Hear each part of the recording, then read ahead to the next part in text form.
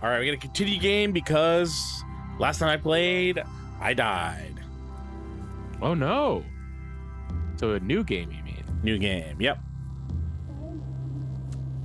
All right, so there's a few modes here. There's the role play mode, which is it's just normal. It's just not a roguelike. Game seems a little bit loud. Yeah. The problem is that there's not a ton of volume for a lot of the game. Right. Maybe I'll do this and... Oh. Okay. You know, roguelike, roleplay, there's like an easy mode. There's a daily challenge mode. We're gonna do roguelike. And do you want to create a new character, or should we roll with the character that I've been playing consistently? I think we need to make a new one. Okay. Whether or not it needs to be very different from the thing you usually do, I don't know. Okay. Do you want to do a mutated human or a true kin? Mutated humans, they start with lower attributes, but they get a bunch of random powers at the beginning, like shooting fireballs or a bunch of weird stuff. I mostly play as true kin. I don't know why, but you get bonus skills for each level. You also get access to a starting cybernetic, and you get high starting attributes. And you may rebuke robots. Hasn't worked. Hasn't worked for me. I've never succeeded. I don't have a good rebuking build. Now, is this really a thing you've tried doing? Rebuking robots? Yes, it's true. I don't have a high... the build that I've been running is not a good rebuking build. And what does that mean? If you rebuke a robot, you can bully them into being your companion. Oh. Most characters in this game, I believe, you can ask to tag along with you at the cost of some of your reputation with them. So if you're a character that is really powerfully liked, you can leverage that into having companions. Jailpox says, I always hear people say mutated human is what beginners should pick, but I think I fully disagree. Yeah, that's why I stopped doing that after my first run and went with true kin. Let's do a true kin. And I can tell you why people say that. It's because that's what the game tells you when you play the tutorial. It's true, and I think it's because it gives you an idea of what can happen in the game. It gives you a good idea of late game abilities that you get at the beginning of the game randomly. And in fairness, I don't know if the game tells you it's better for beginners as much as it just says... It says, we're starting you off as a... Yeah, we're starting you off on this. Okay, we've got horticulturist, priest of all suns, priest of all moons,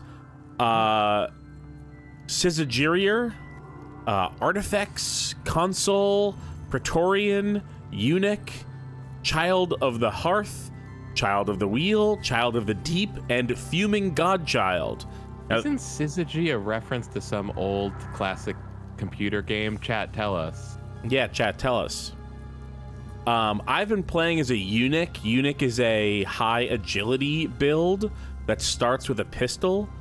I picked it coincidentally, and then it turns out that having a pistol is really, really good at the beginning of the game, because if you pick the easy, the quote-unquote beginners starting zone, there's a bunch of baboons who throw rocks and kill you, and it's really hard to kill them without a ranged weapon. Fuming Godchild. Syzygy refers to aligning planets. Fuming Godchild is, I think, what we would pick if we wanted to bully someone into being our companion, which I've never done. I did play Fuming Godchild first, but I didn't really understand the game when I was doing that. Because at the beginning, you go oh, it's self-discipline, fasting way, Lionheart, persuasion, intimidate. Well, I don't know what any of that means, actually. I thought it was interesting that it didn't have a weapon skill like heavy weapon or axe or short blade. Let's do eunuch. I think that eunuch is an underappreciated build. This will be familiar to anybody. This will be familiar to anybody. Yeah, your stir, your Aggie. I don't know what the toe is. Oh, Toughness. Sure. They just like almost all of these are just the standard stats in every RPG, but just for some reason they're like not endurance though. We're changing that. To ego? No, to toughness. Oh, toughness. I think that they use toughness in and out. Where's my 4 points remaining. All right, there we go. 18, 22, 18, 22, 16, 14. That's what we're going with. No. We're gonna... Wow. Yeah, it's true. Okay, there we go. That's what we're going.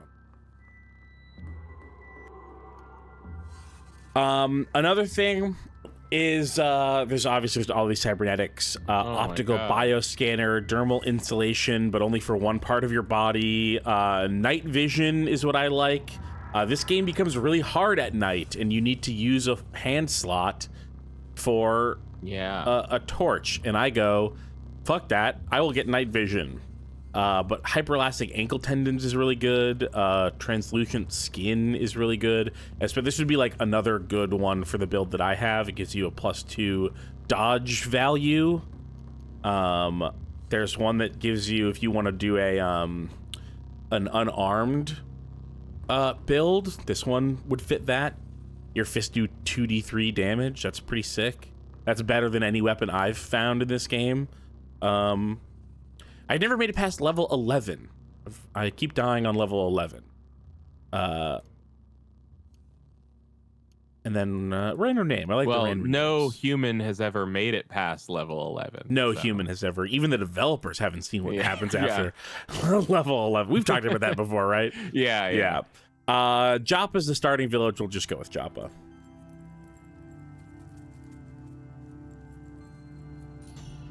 You embark for the caves of Kud. On the 29th of Tum Ut, you arrive at the oasis hamlet of Joppa along the far rim of Mograyi, the Great Salt Desert. All around you, moisture farmers tend to groves of viridian water vine. There are huts wrought from rock salt and brine stock. On the horizon, Kud's jungles strangle chrome steeples and rusted archways to the earth. Further and beyond, the fabled spindle rises above the fray and pierces the cloud-ribboned sky. We're going to talk to Mehmet here.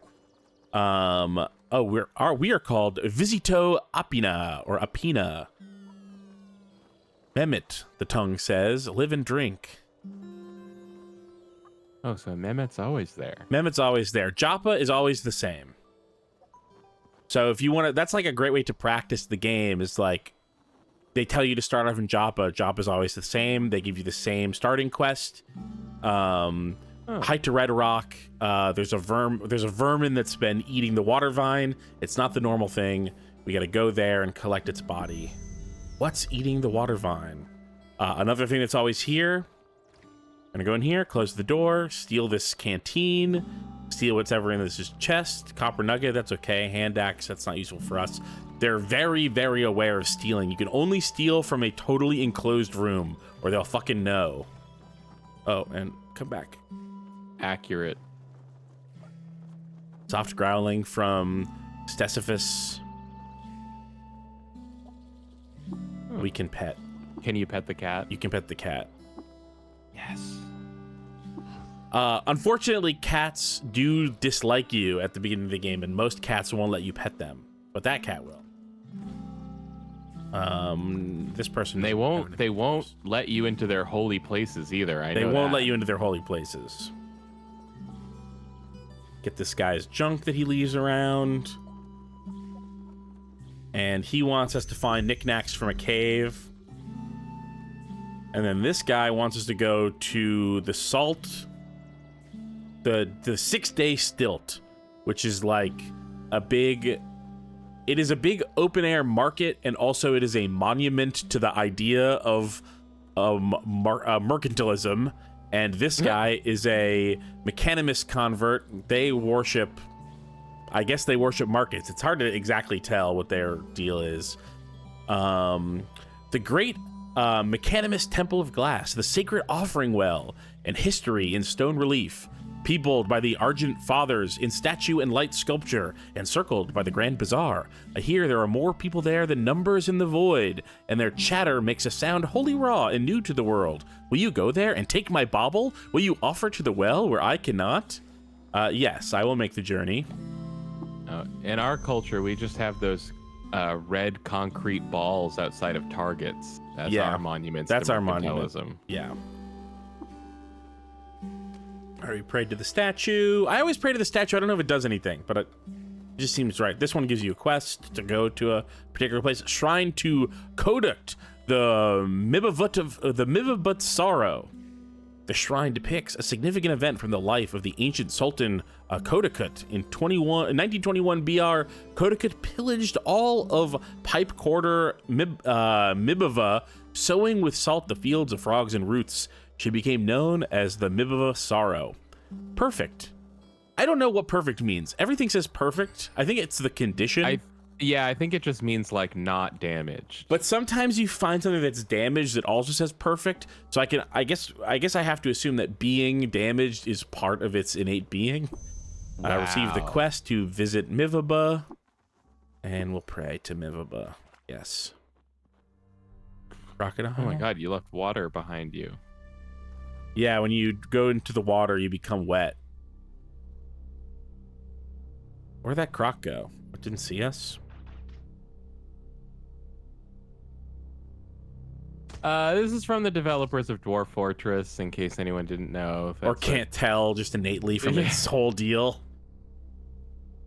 I guess they've been working on it for 12 years. Something like that, yeah. Just a crazy amount of time. And it's been in different forms of open and closed beta. Are we not going to get the publisher, not the developer? Huh. Okay, it's not from the developers of Dwarf Fortress. Oh, it's from the publishers of Dwarf Fortress. Okay. Yeah, the Raycat shies away from you. Dwarf Fortress is just Tarn Adams. I thought he had a brother. Yeah, I thought he had a brother. He is a small kitty, and the glossy fibers of his coat bend the light of faraway stars into strange loops. Maybe Tarn killed his brother and absorbed his light. That's what I would do if I had a brother. Yeah. Oh, there they are. They're the bad. That is what I did to my brother. Boom, gained a level. Oh, this is from the people who made Baba Is You. Really? Wild. It's so different. Oh, it started as a fan mod of Dwarf Fortress. Ah, okay.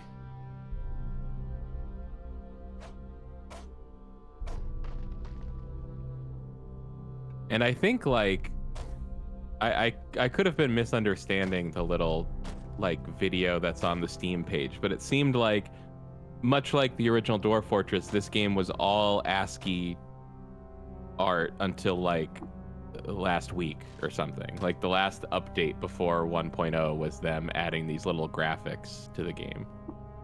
Oh.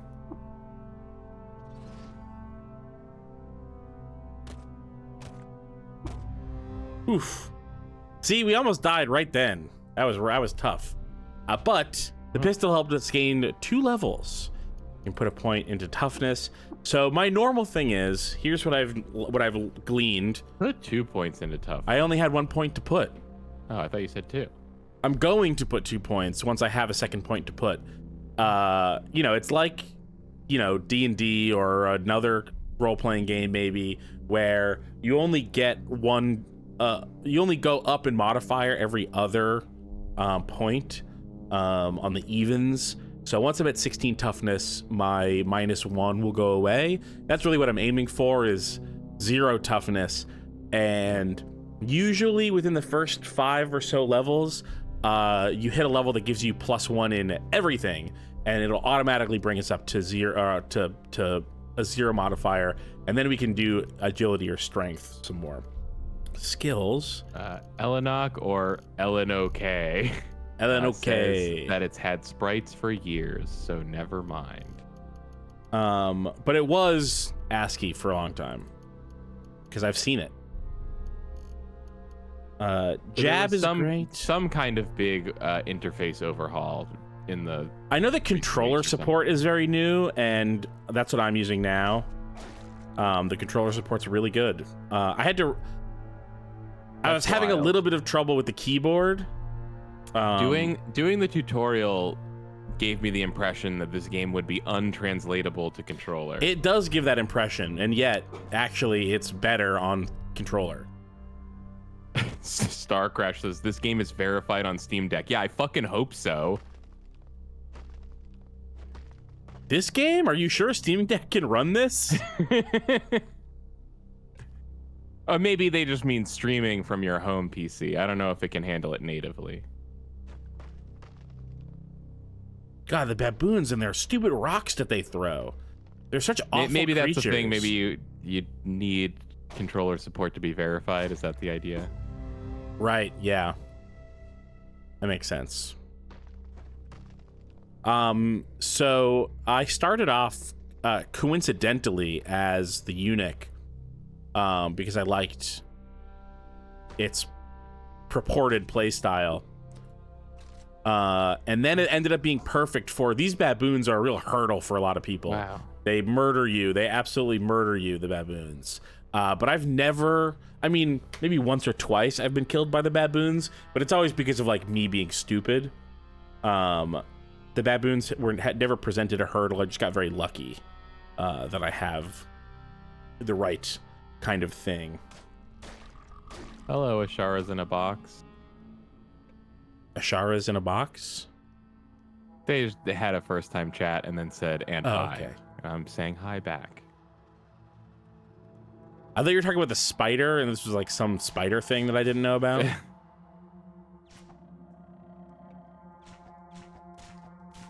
Don't attack me. Oh, these guys are really annoying me.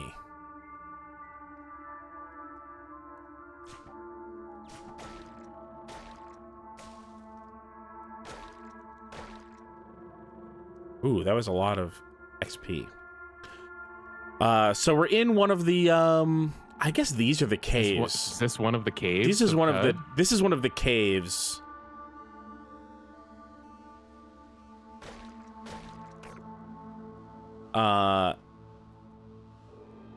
This is where like the tutorial starts, really. Oh, this is a long hallway. Oh, weird. I'm gonna hobble.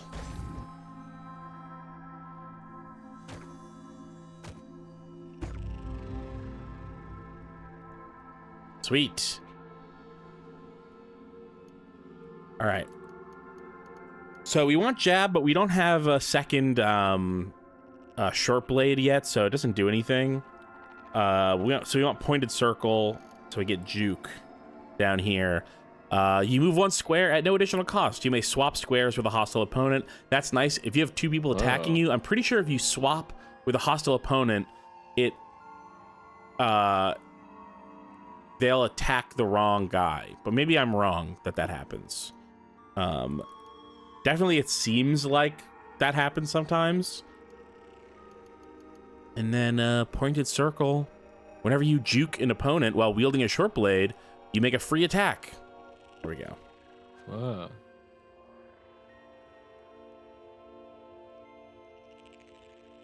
Someone left a bronze two-handed sword down here. That's of no use to me. Oh, no. By the way, I love the activity log, the message log that tells you everything that you see happen in the game. So intense. It's great because sometimes something happens and you're like not exactly sure what it was. Was this not the right cave? I think the way is blocked by some shale. Yeah. That was what happened. That happened a minute ago. Oh, this is... Where did that guy come from? I guess this way.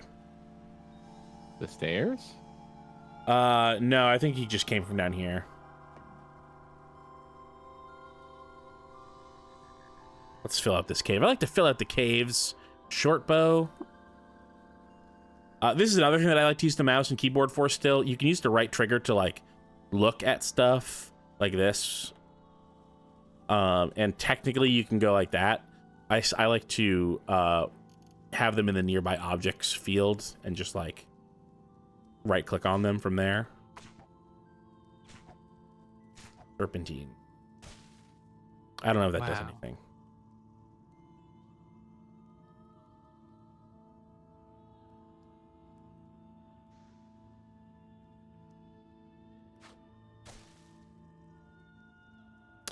So what was your first experience like, Kyle? You said that you didn't immediately...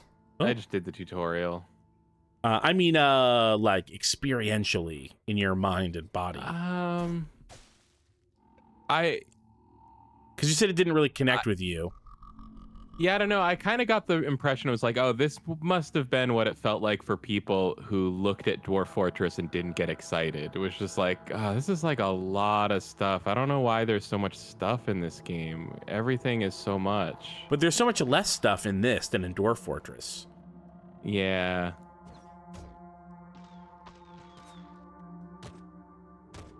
I had to control everything, all the movement with my mouse, which I didn't appreciate. Why? You don't have? Oh, because you don't have arrow keys. Because I don't have arrow keys on my keyboard. It might just fix it for you to be able to use. Yeah, controller sounds nice. The tutorial's pretty quick. I would just replay the tutorial using a controller to teach you all of the stuff, but it does a pretty good job of, like, telling you what everything does. The way you do it, this is the basics of movements. You use the left stick to point in a direction, and then you use the right trigger to move a step in that direction, or you hold it to go a bunch faster. And then No, I wanted to get. Star Crash says, I think having a 60% keyboard is a mistake. Yeah, that's interesting. I also feel that way, actually. I don't feel that way. I've been using a 40% keyboard with a number pad, which is different, for years. So I have a left aligned number pad and arrow keys, and then a 40% keyboard. And then I have a second keyboard that is purely a 40% keyboard. And it is totally fine for me. I don't have any problems day to day at all. The thing that's driving me totally insane is that I have a Razer Huntsman Mini. And I love everything about the keyboard except that it doesn't have arrow keys. And so they made a version of this exact keyboard that is just that. It's just this plus arrow keys. Yeah, it's called the 65% keyboard. And I have the white version of the Mini. And, like, I just want to buy the arrow key version in white, but someone at Razer hates me specifically, and so they only make the 10 keyless arrow key version in black and pink. And I'm just like, I'm so flabbergasted. It's like, I keep waiting, like, surely white is coming. Just get a different keyboard. What's the problem? It's because I don't want to have to think about it, because I already know I like this one. I just want the one I like. All they need to do is make it white, and then it'll be perfect for me, and they won't do it. It's not even that good of a keyboard. You should get a better keyboard. It's really good. Well, maybe I'll send you a better keyboard that is the same thing, basically.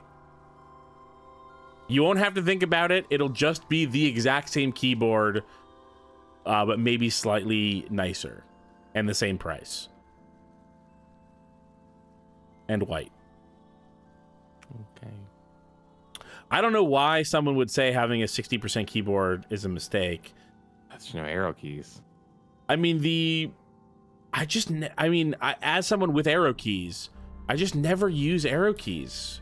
I mean, I guess I was using them when I played this game, but it was like, it was notable that I was doing that. This guy's going crazy, shooting everything. Shooting those horses? What the hell? What do those horses do to you, man? Killed him. Whoa, holy shit.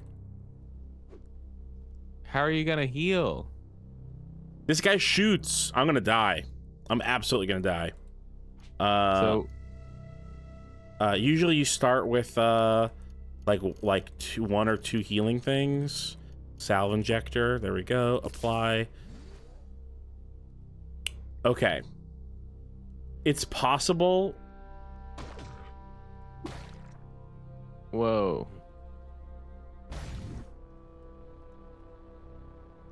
You're hobbled. No, I hobbled him. Oh. Oof. Oof. These guys, the slug snouts, they're pigs that shoot shotgun slugs at you, and they are so strong. They do so much damage. It's crazy. I can't believe that we found one like this early. Do you have to be fighting these guys? Can you just leave? I could have run away. Well, I killed the only one that was in here. I could have run away, but I was like, the problem with running away from someone with a gun is that they can shoot you the whole time you're running away. I've died so many times to a slug snout. I thought the guy north of you was the one who was shooting. No, he was shooting, but he was nice to me. He was shooting these horses, and the horses got him. Horses fucking got that guy. Horses are fine with me, though. This is a slimy Arconaut. A hood shades her face from the salt sun and the halogen lamps of the vacated under-earth. Her cloak bulges around a scrap bag slung around her waist, and her core is tense with the promise of the chase. These guys normally don't really talk to you. Find anything good? No. Did not find... Well...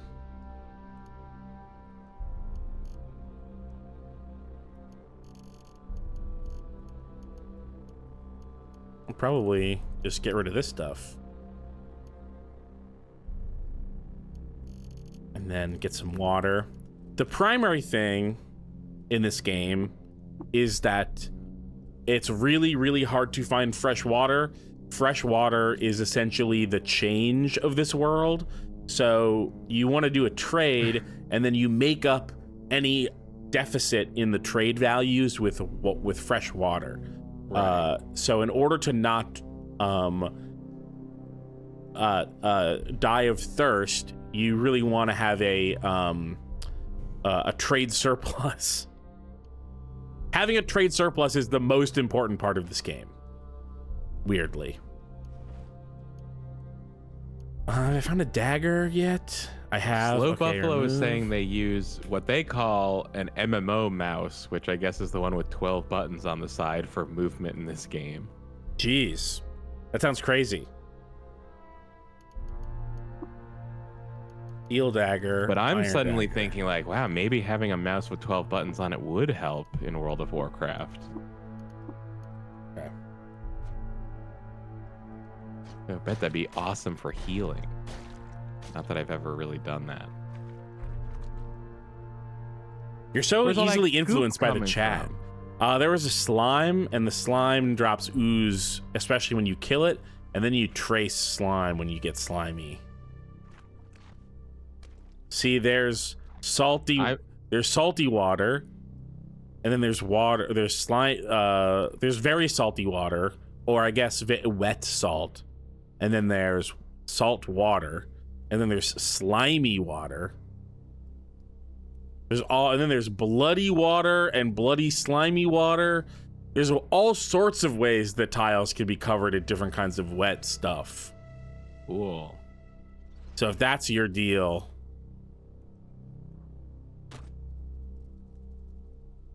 Yeah, I'm a real moisture nerd.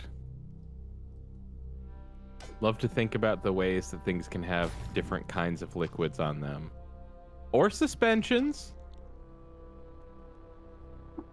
Oh.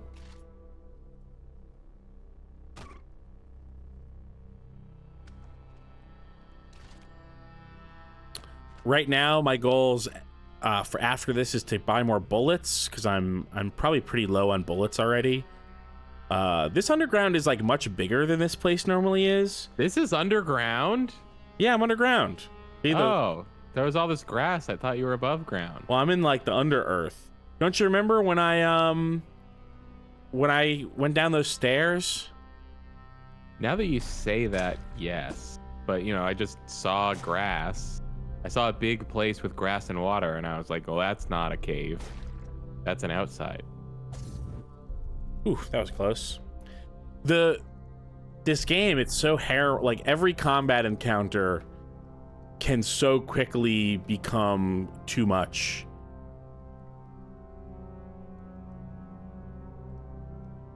Let's forget about this. Let's just keep going down, because I know that the thing that I'm looking for is down, basically. Like that. My experience is that the thing that I'm looking for in this cave is like on level B4. That's typically where it lives. And it's a nasty pink bug. Pretty.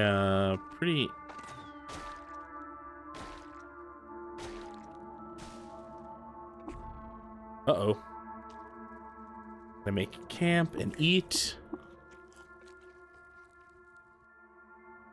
I don't know. What is this? Does this game, does it look any different or feel like it's any different when I'm playing it versus your impressions from the tutorial? I don't know.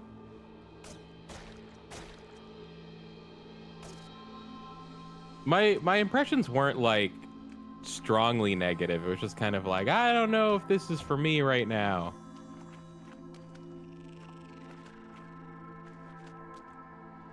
Ooh, a lot of fence. A lot of fence. A lot of fence.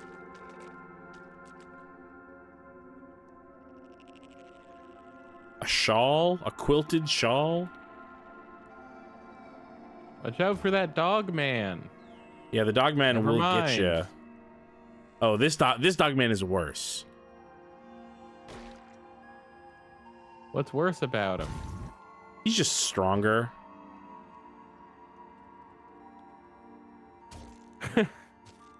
Iconic bear saying, "Wild, I have 100 hours in this game, but I should probably check out the tutorial."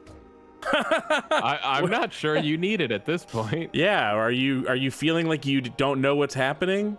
Like, the tutorial does not explain everything in the game. It mostly just explains like the basic concepts and interactions, and then literally ends by being like, "We really didn't tell you everything, but you know, you should just go find all that stuff out on your own." Yeah, they really did not tell you everything.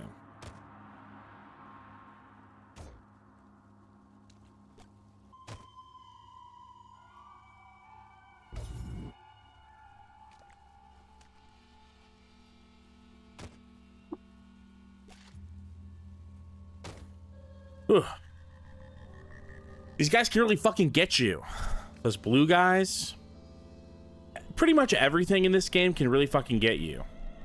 I got a fractured microchip, a burnt capacitor, a weird artifact, a failed energy relay, torch, bandage, another burnt capacitor. Let's take a look at what this weird artifact is. Weird artifact. A flaming bronze two-handed sword. That's actually pretty good. Not for me, though. I can't use that. Oh. And then a thermal grenade. Mark 1. Put the shawl on?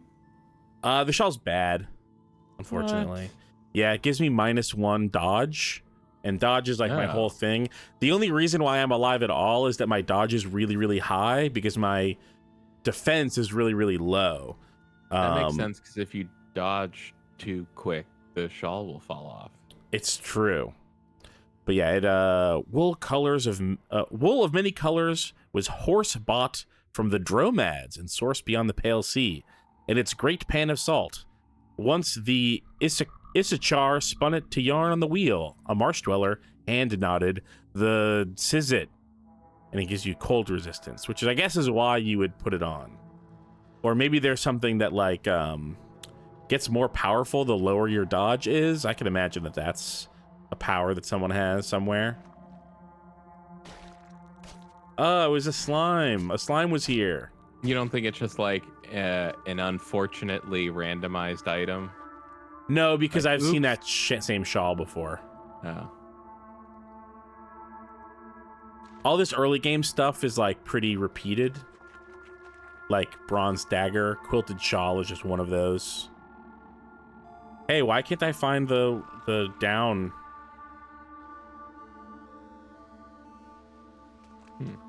I'm starting to suspect that I'm in the wrong cave. I'm starting to if you go left and then down, it looks like maybe you missed the wall down. Oh, there we go. Yep.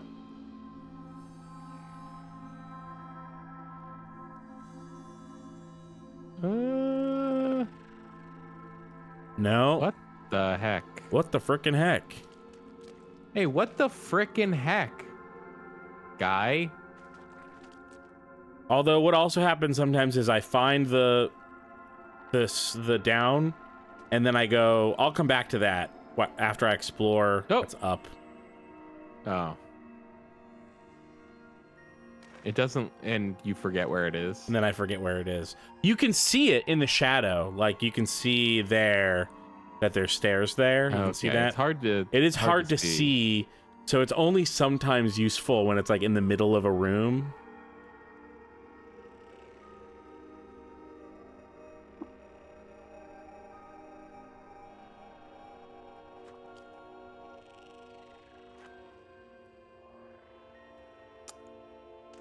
The Eleanok suggesting auto explore. I don't know how to do that. I've never heard of that. Whoa. Auto explore. Pollock was like, all I do is auto explore and attack nearest. Oh my god. You people are crazy. Why don't you play the game? This is a great button, though. I didn't know about this. Yeah, you found it, but I guess they're saying left trigger plus Y. Oh, there. It was right there. I guess I did see it and missed it because it was right there. Oh, yeah. You have finished the step Find the Vermin of the quest What's Eating the Water Vine. There it is. There's the vermin. 2 of them. 1, 2, 3. Wait. Oh, 1, 2, 2 vermin. There they are. Pollock says auto explore is vital. I can see how that would feel possible if you did it a lot.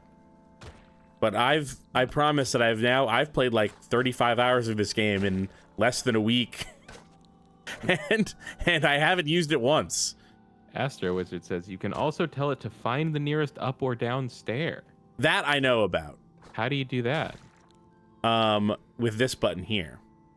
On the D, that's the thing is that one? Up or down on the D-pad. Up is nearest stairway up, and down on the D-pad is nearest stairway down. Huh.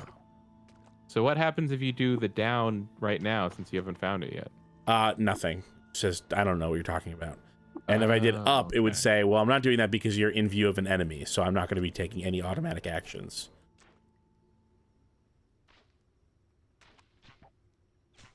Now, this guy is, like, in league with those little guys, but he doesn't mind that I killed them. I guess he, like, worships them or something. It's kind of hard to understand.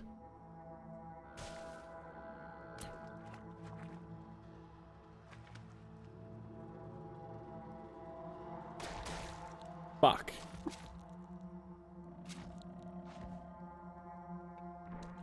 That was tough. This thing came out of the ground and fucking stabbed me. That happens sometimes. I don't know how or if there's a way to avoid it, but every once in a while, you just get freaking stabbed by a thing in the ground. Huh.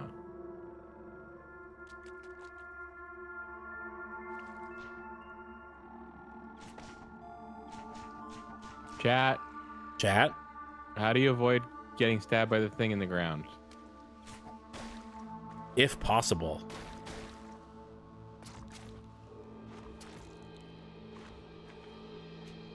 Let's take a look at... Oh, here we go. We got our +1 attribute and everything, and now our toughness is at 0, which is great. Karma Chimera... Yeah, everyone says that you don't. Talking about Young Ivory? Yeah, that's what they're called. Yeah, we're talking about Young Ivory.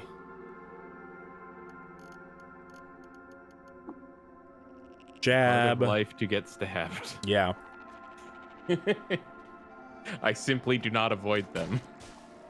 Yeah, there seems to be no way. It is just a random damage. Surely if you're a horticulturist, you maybe could have some sort of young ivory detection. Well, of course you ability. do have a reputation score with roots, and so maybe if you have a high enough reputation with roots, they are not hostile to you. I know that you can do that with baboons. I one time found a thing that gives you plus 400 reputation with baboons, and they did not attack me. Oh. Karma Chimera. Every time you take a step, you perform a search for hidden traps like landmines or hidden ambush enemies. The search chance is based on your raw int stat. My int is pretty high, and I've never, ever been like notified that there's a thing. Maybe much like real life, you're not as int as you think you are. Correct. I'm actually a little bit more int than I think that I am. See, I don't know what that is either. Sometimes these guys push you back. Pollock says one of the starting villages gives you a guaranteed baboon item. Ooh, that's fun. I just found a hat that they, I guess, seem to like. Karma Chimera saying, well, they're posing it as a question. Maybe it seems like the ivory detection is, it's like a message log thing. It'll say, you just discovered a young ivory to the west, which I believe is what Dragon Ball was based on. Yeah, young ivory to the west. Young ivory to the west.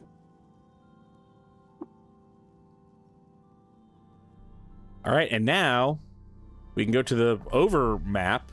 This is the world map here. Yeah, now this is Dwarf Fortress. This looks cool to me. Yeah. Now, you can navigate this map the same way that you would navigate the ground layer, with the chance every time you take a step of getting lost and then being forced back down to the ground layer to get your bearings, either by every time you change pages there's a chance, and if you find a friendly NPC, they can tell you where you are. Early places that I've been, of course we're at Red Rock now. You start at Joppa. I haven't been here. I don't even know if that's, I assume it's not a thing most of the time. You know, I've been to villages all in this area, like as alternate starting places. I've never been to the Rusted Archway, but I have been to the Grit Gate. I've been to the Rust Wells. I've been to the 6-day Stilt. So are these things are always the same? A lot of these places are always here. Bethesda Susa is always there. Golgotha is always there. Like, a lot of these landmarks are always here. Kekukia, the jungle village of ape god worshippers and their giant mushroom dwellings, is always there. Sorry, what did you say? Yeah, nothing. This place I went to the last time I played, and it killed me instantly. I will not be going back there for a long time.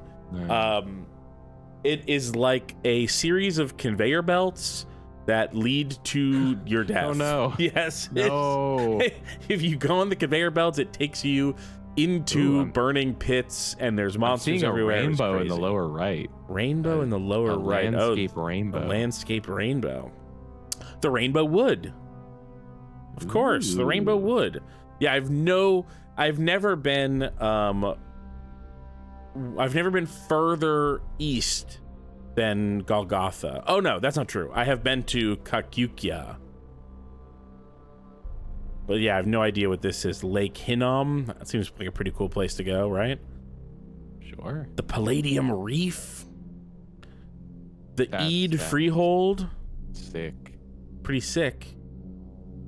But we're just going to do something very basic and go back to Joppa. And tell him, hey, I've got... Oh, no! I didn't pick up the body. Oh no. The body of what? The body of the thing that I needed to pick up. Why won't it? Do enemies ever like respawn or? It's a great question. I don't know why it's not automatically doing that. Going down. I guess it only works the same day. Let's see if I... Frank Scenario says the body of Christ, but I can't tell if they're joking. Yes, Can you they're really joking. find the body of Christ in this game? Well, I guess I can't say no. It's one of those games. Actually, I'll take it back. You can find the body of Christ, and you find quite a few of them, actually. There's lots of Christ bodies. Oh my god, I've never found fresh water in this game before. Whoa. Like, I've never found wild, fresh water.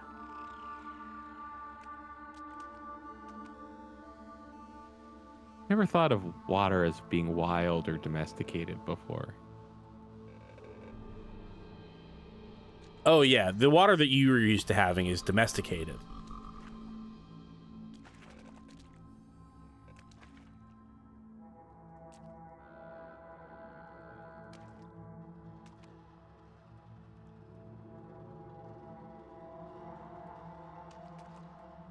Here we go.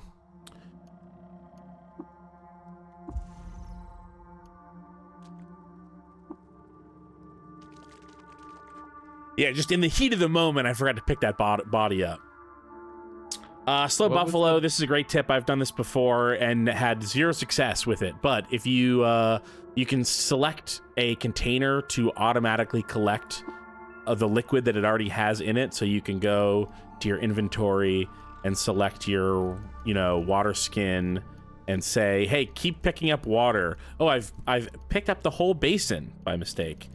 So let's just fill. Yeah, I think Karma Chimera pointed that out. Wasn't really sure what that meant or if it mattered. No, it doesn't matter. Fill.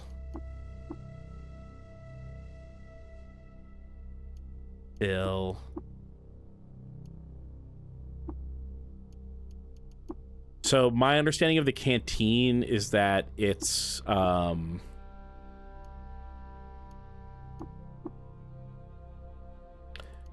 it can hold liquid that is acidic because it's metal instead of gut based. I can probably sell these basins for a pretty penny. Because they're extremely heavy. They're too heavy. But now, now we can go to, oh, hey, we're lost. There we go. Oh no. But it's fine. We're really close to where what we're do you trying have to go. to do to get unlost? You can talk to a friendly NPC. Hold on, we're starving to death. And they will tell you where you are, or every time you change screens to a new screen that you haven't been to, there's a chance of getting your bearings. But if we talk to this guy, you ask about your location and are no longer lost. If there is one small change, this is actually the only change that I would have made in all of the game that I've played so far. If you go to a tile that is so obviously recognizable that me, the human man sitting at the computer, recognizes it, like, I know that I'm one screen north of Joppa. I was just here. So I should be able to, or at least have a much higher chance of catching my bearings. I guess I'm more than one screen north, but you get. Wow. So I'm like I guess you're totally. I'm one of shit these. then, huh? Oh, I was one screen south. How did that happen? Oh my Did I miss God. Joppa? I guess I'm stupid. I guess you don't know what the fuck you're talking about. I guess I don't know. Yeah, there you go. Case in point. Maybe I had literally not been to that screen before. I found the vermin, and then they want me to talk to the elder. Maybe you should think twice before you question the decisions of the developers of the Case of Cud. Friend? Elder Iridad smiles. Live and drink. Come in. Sit neath the cool shade. Cross a pillow there, and welcome to Joppa. May you drink of our fresh water, too, and quench your thirst. I'm back from Red Rock with the corpse of a pale spiderling. Elder, would you examine it? Kill this guy. No. I couldn't. Really? Yeah, really. Maybe this guy I could kill, but a lot of these like main town guys are listed as impossible. Oh. Creature of plague, friend. This one is covered in slick and muscled out the bilge hose of sleeping Algolgot in the cave under the cloaca. But here, bristling this far west, there must be hundreds for one to reach. Does the gyre widen again? Plagues of our great I don't care grandsires. how hungry or thirsty I am. I'm not going to a place called the cloaca. Grish Nephilim?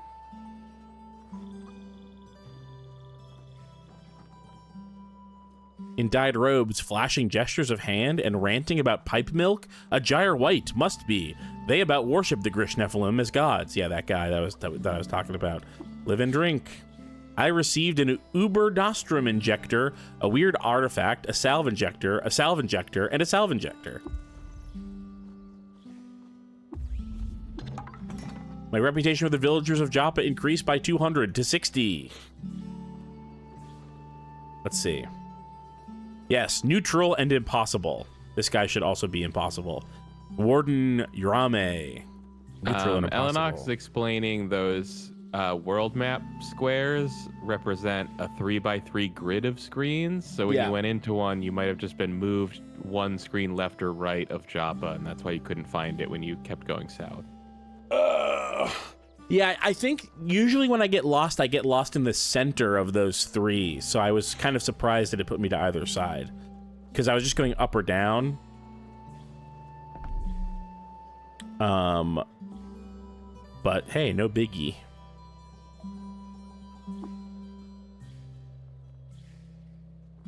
I don't know. I don't really use grenades. Here, you can have this grenade.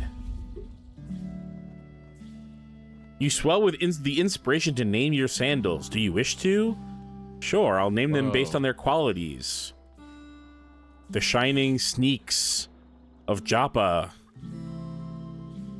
Oh, you're not gonna pick one of those names where every letter is a different color? I do that all the time, so I figured I would do something different. Okay. And I guess I'll give him a salt injector. Maybe you're fit to poke around my workshop and swap scrap with me. I've been wanting another apprentice. So unfortunate about Scref. Well, with the disembowelment and all. Take a seat there. He wants a wire. So I'm going to go get some wire for him. But maybe not right now.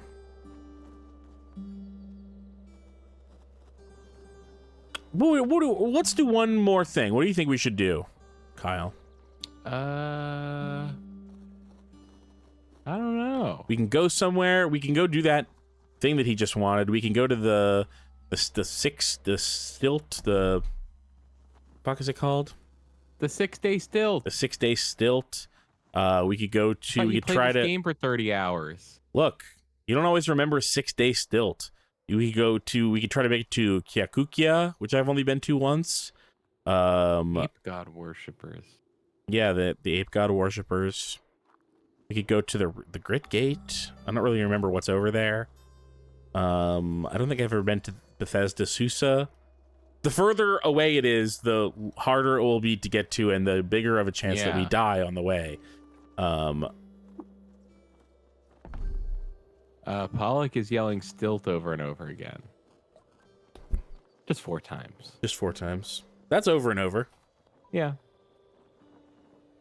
That's the minimum. That's the minimum required for it to be over and over, I believe.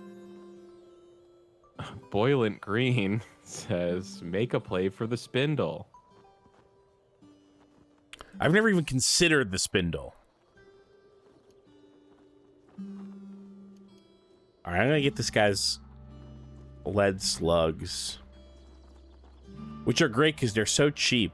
It's really cheap to buy bullets here. You can't make up for a trade deficit with another item. It always has to be fresh water. No, totally you can. So right now, he owes me. Sorry, I owe him. That's just the default way.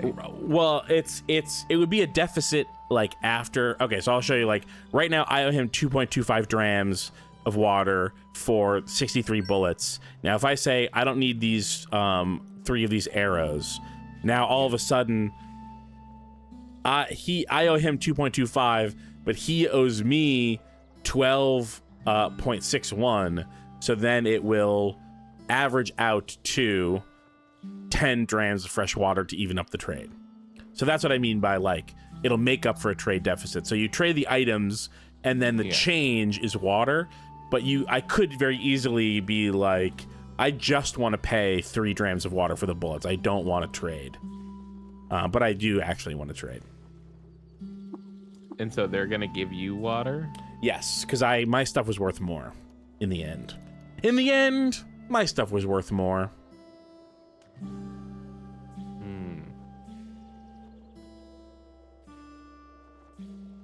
Yeah, water's heavy.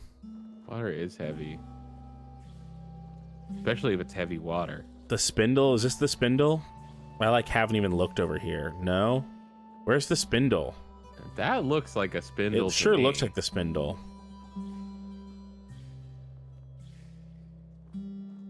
Oh, that's okay. Yeah. I was just one below. Here lies the hallowed ground where the spindle, a lengthless needle of Maya blue, ruptures the tomb-dressed earth and pierces the firmament.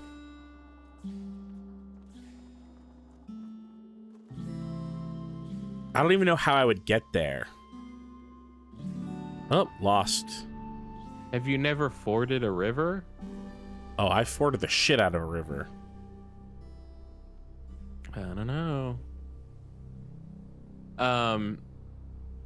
You know, Keith, I just recently I was in a mode where I kind of felt like I had run out of like podcasts and books to listen to that were kind of exciting me. And so I recently started listening to something that it's been on my list for years. But when I was recording at your house on Sunday, I just happened to look over on the bookshelf and see it, and I thought to myself, now is the time. You got any guesses? Can I narrow it down a little bit? Like, can I ask questions to narrow it down? Sure. Is it a... You know what? I'll say this. The reason I'm bringing it up now is that something in the game made me think of it. Something in the game made you think of it. The Hobbit. So I guess I could be wrong about it. No, I've already read The Hobbit. But I thought that you maybe hadn't. No, I have that same leatherette edition.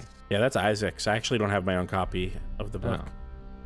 It's a nice copy, but it's a little small to read. Small, yeah. I've also read The Fellowship. Holy moly! Two Towers. Oh no! Oh fuck! Oh no! Okay, is now the time for a grenade?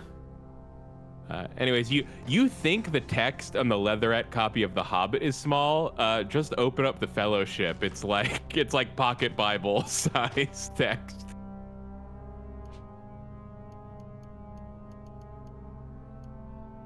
Remember when I sold that grenade, I was like, I don't really use grenades. Yeah. Well, it didn't really seem like it did that much.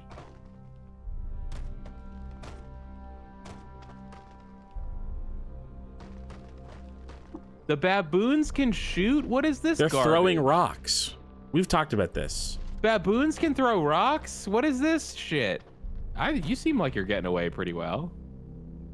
Yeah, the pistol is crucial. I meant like it seemed like you were running outside their throw range. Yeah, they have to stop moving to throw. Their throws are not as accurate as my pistol. Oh my god. Yeah, it's a baboon massacre. Fucking killing these things. Absolute massacre of baboons. I thought you were dead for sure. No, I'm really Now good at killing it's baboons. These baboons who are fucked.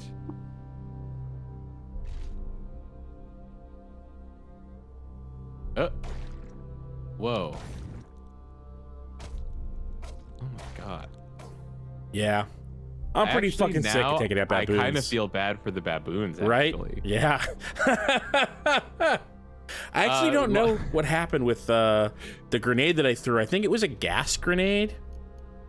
I have no idea. Long Short says, "Oh no, my internet cut out. What was the book? I missed it." No, we didn't say. We haven't even said. I haven't even started guessing because of the baboons. Yeah, Keith ran into like 40 baboons in one place and then massacred them all.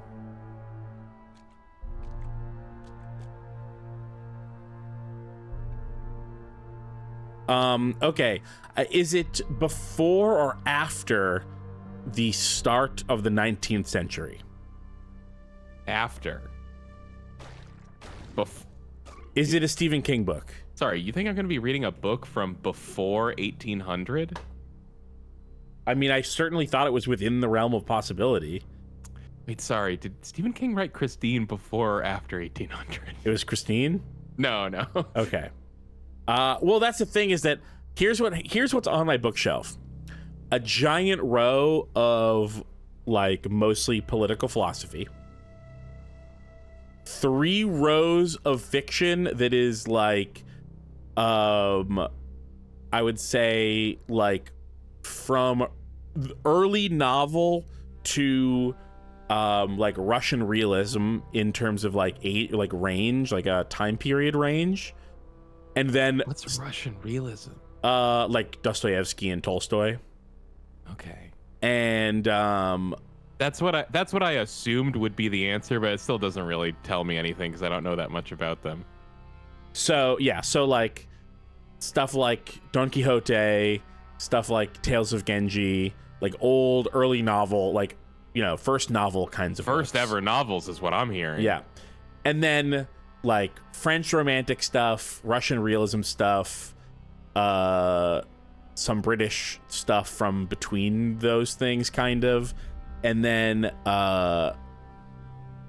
Stephen King. That's the rest of it. And like some science fiction. So I figured it would have to be either Stephen King or like Notes from the Underground. No, I don't know what that is. It's Dostoevsky. Novel? No.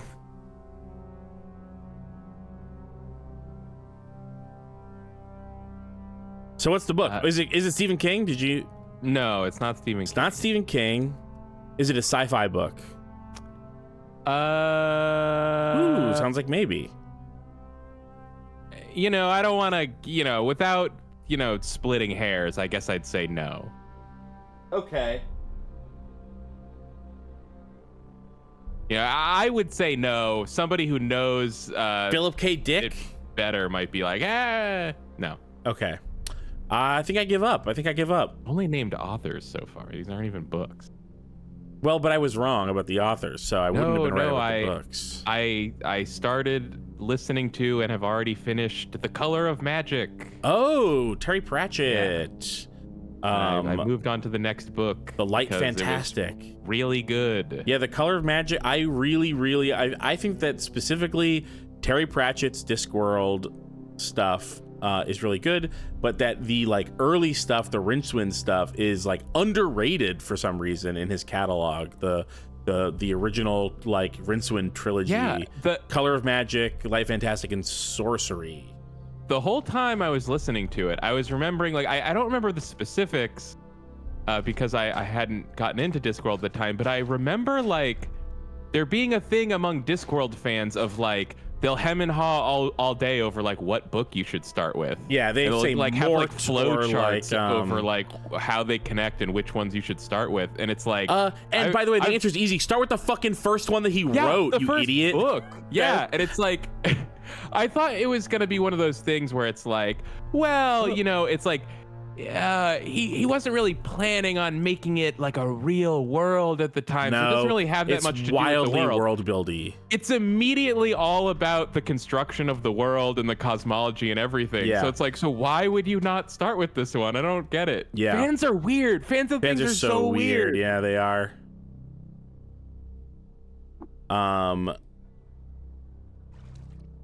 Yeah, I like The Color of Magic is not my favorite Terry Pratchett thing, but that's only because I was like most of the way in on it, and then I read The Light Fantastic and I was like, oh my god, this is like 30 times better than The Color of Magic.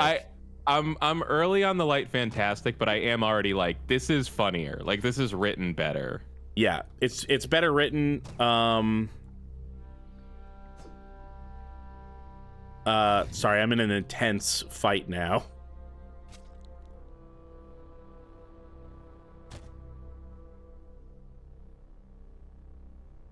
Though I think it is like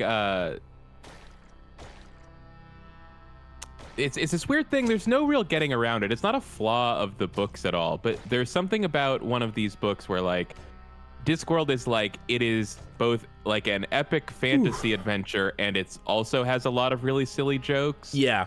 And well, silly it's very much like I think this is reductive, but it's easy to explain Terry Pratchett by being like, he does like fantasy Douglas Adams.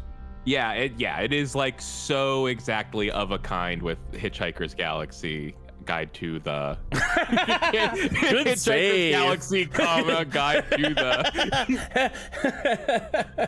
Very good save. No one noticed. Yeah, and I mean, like, I'm sure they came out so close together. You'd have to imagine it's really they're both drawing from similar influences or whatever. Totally. Yeah. Though also hard to imagine Terry Pratchett not liking Hitchhiker's Guide to the Galaxy. Yeah, I don't actually remember what came first. It was Hitchhikers came like just a few years earlier. Yeah. So like it could have been Terry Pratchett listening to those radio plays, reading that book, and being like, I gotta do something just like this right now. Yeah. But it, like I was saying, it's like when you hear people talk about Discworld, they might lean really heavily on telling you a lot of silly jokes because those are the things that are like easy to tell to someone else. But they, it's like, actually that package the book is good that makes it good. Yeah, it's all the stuff that's really great about it. Same thing with Hitchhikers. The same thing happens where people overemphasize how funny it is. Yeah, and it's because it's hard to just explain like, no, but it's like a really good and enthralling adventure story. Yeah. Like that part is like hard to like explain to someone. You know, I think we've all experienced that sort of classic feeling of like going into something and being like, why does everyone talk about this all the time? People always talk about this thing. I've never heard what makes it so good, and you're just like, oh, it's just good. It's just really good. Yeah. Yeah, the simple answer is that it's just good. It's just really good.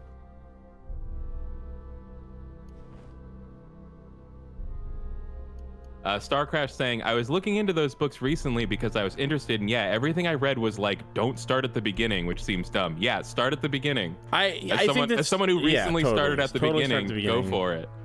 I do think that like, I think it's possible for someone to feel like they didn't love The Color of Magic and then still end up loving those first 3 books. Jesus Christ.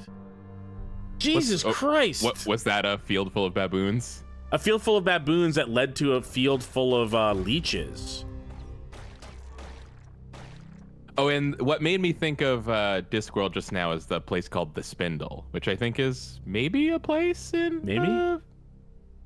There's the hub. I mean, like, I guess maybe I just think of it as The Spindle, is that, like, god tower thing in the center of the disc or whatever.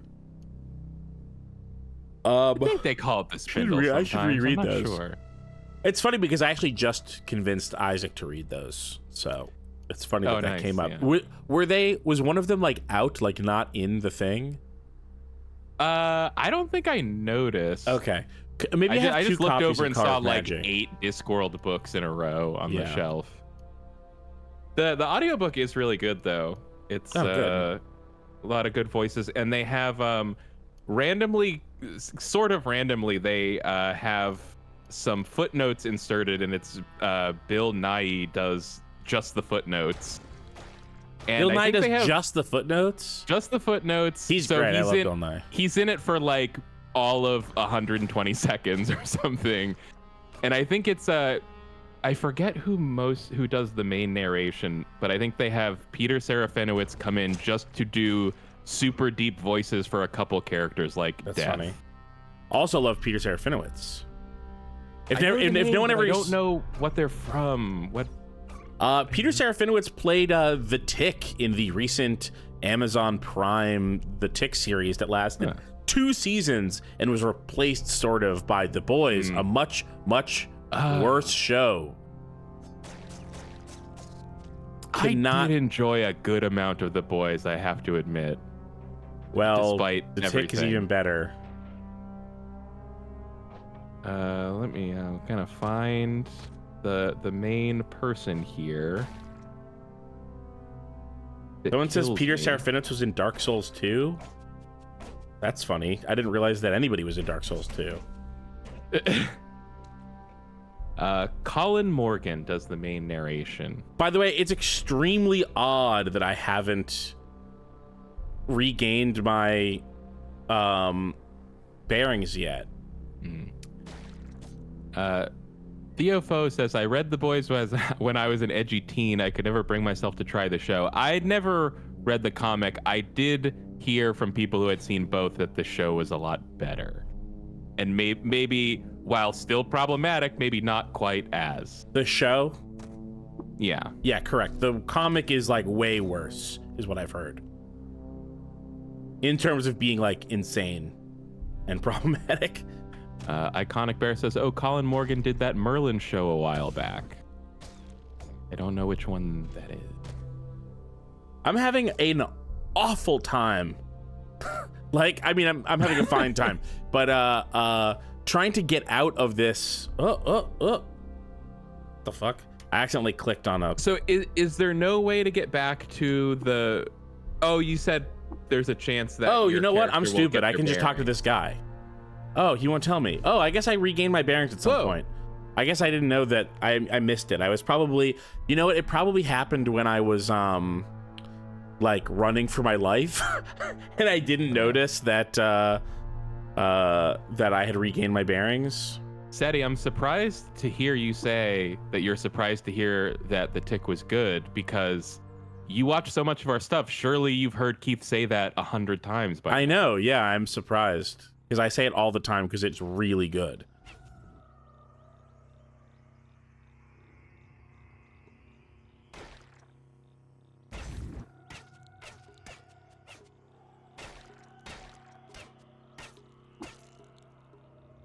Uh-oh. Your health.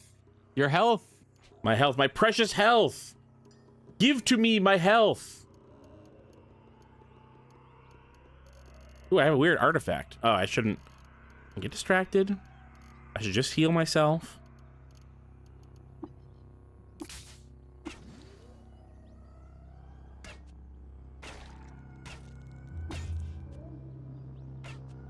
Hey, I was told that this guy was average.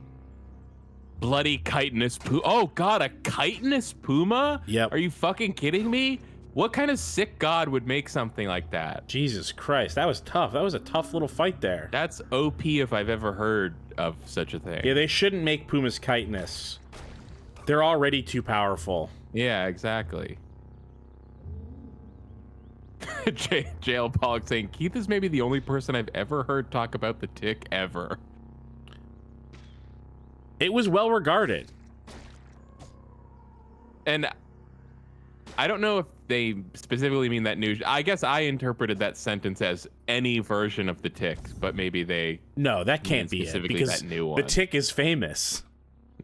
Who are these guys? I don't like. Why are you a semicolon sometimes? A semicolon.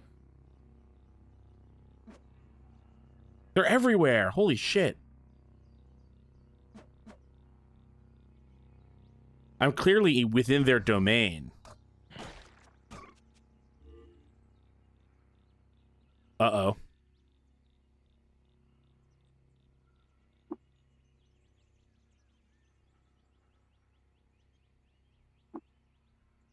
Oh, Seti saying, seconding what JL Pollock said, and also I had never and still have never heard of The Tick outside of the Amazon show. Well, that's the show. Surprising. That's what I'm talking about. But yeah, The Tick is very famous. Let me see. He's nigh invulnerable. I believe it was a comic. It was a live action TV show. And it was a cartoon. Years ago, and it was a cartoon. And then it was another live action show on Amazon years later. Iconic Bear. Wait, they did a third newer show. Yeah, they did a newer show. And it's the best the Tick's ever been, unless you really like the comics. Wow. I guess, which it's some of the only comic that I've ever enjoyed. I've never experienced very much the Tick.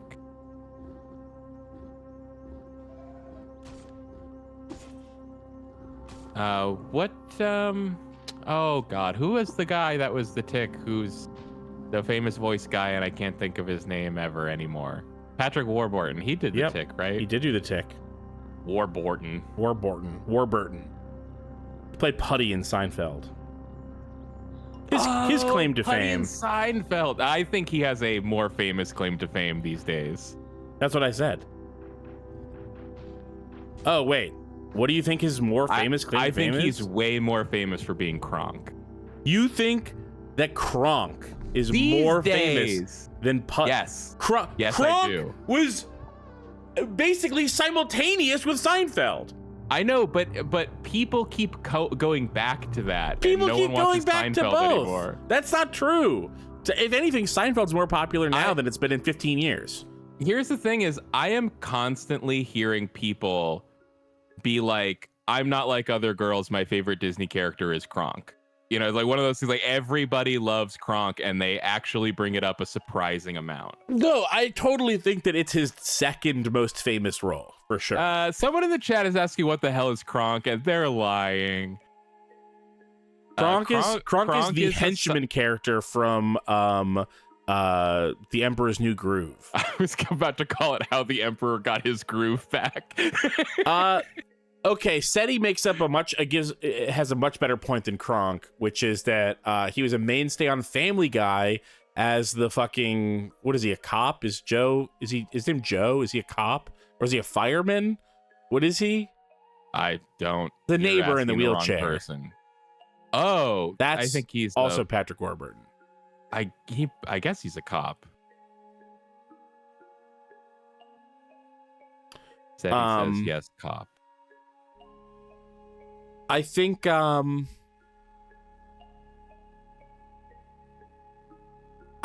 that one of the things that puts Seinfeld ahead of Family Guy and Kronk, although Family Guy is definitely a contender and is maybe the reality of what he's most famous for, but when he's in Seinfeld, he is his actual face. And I think that there's no one out there less interested than who's voicing a character as Family Guy fans are. And so, like, he might be his most well-known character may be Joe from Family Guy, but he is more famous. What's that? Kronk got his whole own movie. Now, I'm not sure anyone's actually ever seen it, but it did happen. Kronk did get his whole own movie. Yeah. I think it's literally just called Kronk's New Groove. Yes, that's true. Dromad trader and worshipper of Oborokuru.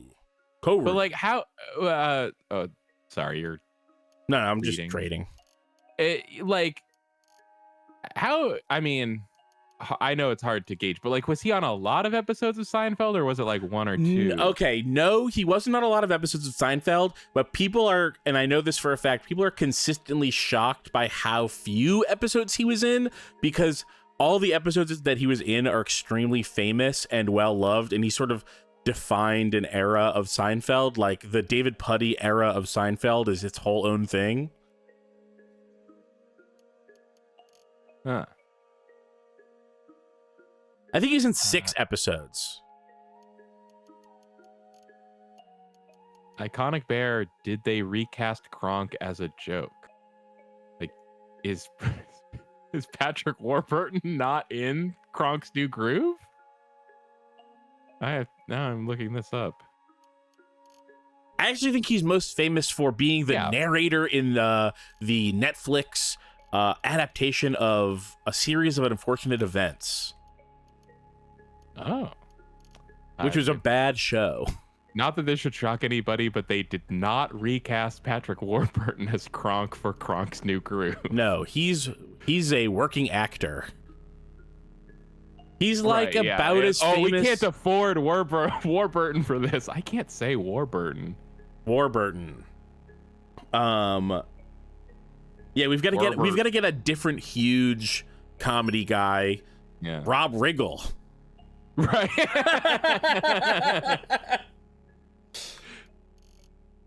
Yeah, I think Patrick Warburton is about as famous as you can be without like being a famous actor. He's like the top of it. Like, he's recognizable. He's been in stuff that people love. Some people know his name, but he's not. Extremely distinctive voice, though. I bet so many people would know the voice when they hear the voice, but still don't know the name. Yeah. To put and he really hams up the voice in Kronk. As Kronk. Iconic Bear clarifying they were making a joke about how Disney spin-off sequels frequently recast the most famous characters, and that it would be funny if they did that for Kronk. Oh, that's such a shame. These are not worth anything. They're worth, all 4 of them are worth 0.01 drams. Yeah, no kidding. They're like, we don't have any water to put in these things. Okay. Just get rid of all the stuff that I don't want. And then I'll deal with that this person probably doesn't have anything good to give me after that. Jail Paula clarifying Patrick Warburton was not simply the narrator, but played Lemony Snicket himself. It's true, yes. I guess. Yeah. And also says it kept making jokes about how it was a streaming series, which I thought was extremely annoying. That does sound extremely annoying. Here's the thing that I found most annoying about that show, and I could be wrong that this wasn't in the novel, but there's this like, and I have the details are a little fuzzy because, you know, I'm talking about when this show came out. I was watching it. It was years and years ago at this point, but there's a play within a play where that is also not really a play, where Count Olaf has put on a play where he marries the child in order to get her money in real life by secretly making the wedding in the play real. That is his plan, which of course, you know, suspension of disbelief, everybody knows that is not an enforceable marriage. But one of the things that happens in the show is that they use the word literally in the play. I don't remember the context, but they're like, we're literally, you know, crossing the river.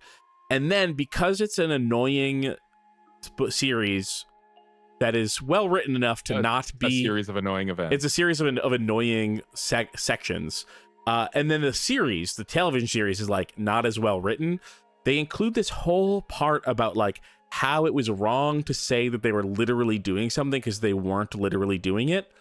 And I'm losing my mind watching this because I'm like, they're acting. The characters are literally doing that. It's just the people playing the characters who aren't. So first of all, you have to misunderstand how the word literally not only changed over time, but changed over time hundreds of years ago to be like an intentional hyperbolic statement, as if it's crazy that anyone would ever be hyperbolic. Like, oh, don't you mean figuratively? They literally do a don't you mean figuratively ever be hyperbolic. I would never be hyperbolic. They literally do a whole thing on you actually mean figuratively, which is annoying in itself, except for that the characters were literally doing the thing they said they were literally doing. It drove me absolutely crazy. Oof. And it's in a series. The fundamental message behind a series of unfortunate events is that it is morally good to be smart and evil to be stupid and lazy. That is like the whole point of a series of unfortunate events. And so to make a show about how it's good to be smart and good people are smart and smart people are good and stupid people are evil and evil people are stupid, to totally misrepresent the most famously annoying thing in all of the English language, was like, oh, this show is not only is it not a good show, it has less than zero credibility. Drove me crazy. It drove me absolutely insane. You've convinced me I won't watch it. Thank you. No matter how incredible what's his face is as Count Olaf. Neil Patrick Harris. That's the one. He also wasn't that incredible because we have another guy who did it better already. Oh. Jim Carrey in the movie. Timothy Carey? Timothy Carey.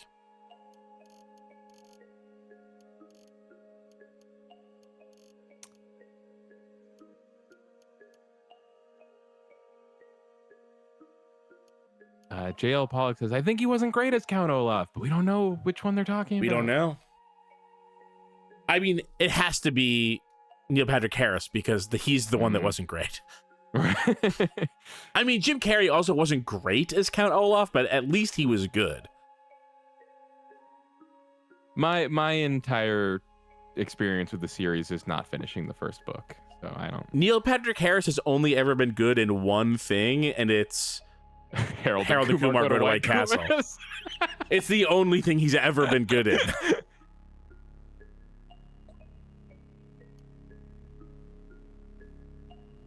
Pollock was talking about MPH, but also didn't really like Jim Carrey.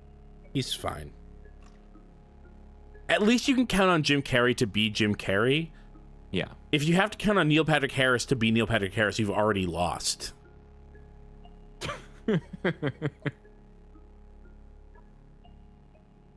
I am called Era. Branches part for you.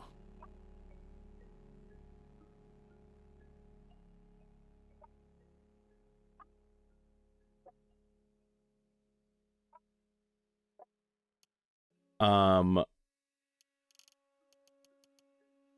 we made it to the mushrooms. I don't think that we can make it. That's how long it took to go from here to here. I don't think that we can make it to the spindle, but this has been Caves of Khud. I really like Caves of Khud. I've been having a really good time with it. Feel like I've barely scratched the surface. I mean, I've played almost every bit that I've played as the same class and having a really good time with it, which means that there's a ton of other ways of playing this game that I've yet to explore even a little. Who is this guy? Mayor Nuntu! Whoa. Oh my god! That's some kind of gorilla mare. Be ape still and muse, wanderer, and welcome to my village, Kyakukya. Have some mulled mushroom cider. Wow. What can you tell me about Kyakukya? We're watered by the river Spray. We pluck the fruit of the wood, and we hunt. The worshippers of Oborokoru whittle and brood too. They will pay you no mind unless you ask of them. Here you can be with friends or muse alone. If it's trade goods that interest you, take a gander at Ural's wares in the northwest corner. The odd one crow songs too, if you can scry them in the bush. I must warn you, however, cast no villain shadow on these grounds. Warden Indrix will be watching. Well, I want to see what crow song.